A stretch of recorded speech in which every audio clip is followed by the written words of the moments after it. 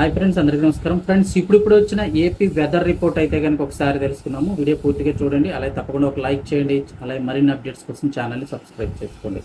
వివరాల్లోకి వెళ్ళిపోతే, ఆంధ్రప్రదేశ్లో అకస్మాత్తుగా వాతావరణం అయితే మారిపోయింది. కొన్ని ప్రాంతాల్లో ఒక్కపోత వాతావరణం ఉంటే మరికొన్ని ప్రాంతాల్లో ఆకాశం మేఘావృతమై మరి కాసేపట్లో భారీ వర్షాలు కురిసే అవకాశం ఉందని ఏపీ విపత్తుల నిర్వహణ సంస్థ ఎండీ ప్రఖర్ జైన్ అయితే వెల్లడించారు. ముఖ్యంగా శ్రీకాకుళం, విజయనగరం, కోటబొమ్మాలి, నరసన్నపేట ప్రాంతాల్లో పిడుగులతో కూడినటువంటి వర్షాలు పడే అవకాశం ఉందని వాళ్ళ అధికారులు అయితే కనుక హెచ్చరిస్తున్నారు.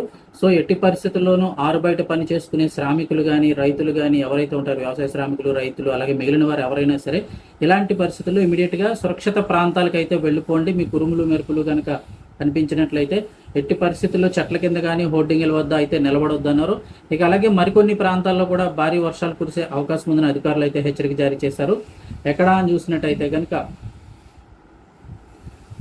శ్రీకాకుళం, విశాఖపట్నం, విజయనగరం జిల్లాలతో పాటు పశ్చిమ గోదావరి జిల్లా, కృష్ణా, ఎన్టీఆర్, గుంటూరు జిల్లా, బాపట్ల, పల్నాడు, రాయలసీమ జిల్లాల్లో తేలికపాటి నుంచి మోస్తరు వర్షాలు కురిసే అవకాశం ఉందని విపత్తుల నిర్వహణ సంస్థ అయితే వెల్లడించింది. ముఖ్యంగా ఈ పలు ప్రాంతాల్లో కూడా పిడుగులతో కూడినటువంటి వర్షాలు కురిసే అవకాశం ఉన్నందున అత్యంత అప్రమత్తంగా ఉండాలంటూ అధికారులు హెచ్చరిస్తున్నారు. పాడుపడిన భవనాలు కానీ, అంటే శిథిలావస్థలో ఉన్నటువంటి భవనాలు, చెట్ల కిందకి, హోర్డింగ్ల కిందకి వెళ్ళొద్దన్నారు. ఇక అలాగే గోదావరి కూడా కాస్త తగ్గుముఖం అయితే కనుక పట్టింది. దీంతో ప్రమాద హెచ్చరికలు కూడా ఉపసంహరించుకునే అవకాశాలు ఉన్నాయని చెప్పేసి చెప్తూ ఉన్నారు. ఈ టైంలో అయితే వర్షాలు పడుతున్నాయి కాబట్టి కాస్త జాగ్రత్తగా ఉండాలంటున్నారు.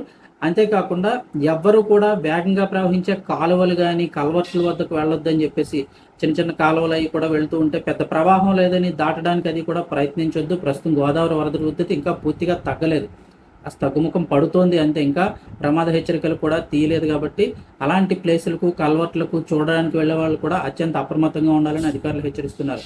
సో రానున్న 2 నుంచి 3 గంటల్లో ఆంధ్రప్రదేశ్లోని పలు ప్రాంతాల్లో పిడుగులతో కూడినటువంటి వర్షాలు పడే అవకాశం ఉన్నందున ప్రజలందరూ కూడా అత్యంత అప్రమత్తంగా ఉండాలని అధికారులు సూచిస్తున్నారు. ఇన్ఫర్మేషన్ ఇస్తే తప్పకుండా లైక్ చేయండి. మరిన్ని అప్డేట్స్ కోసం ఛానల్ని సబ్స్క్రైబ్ చేసుకోండి.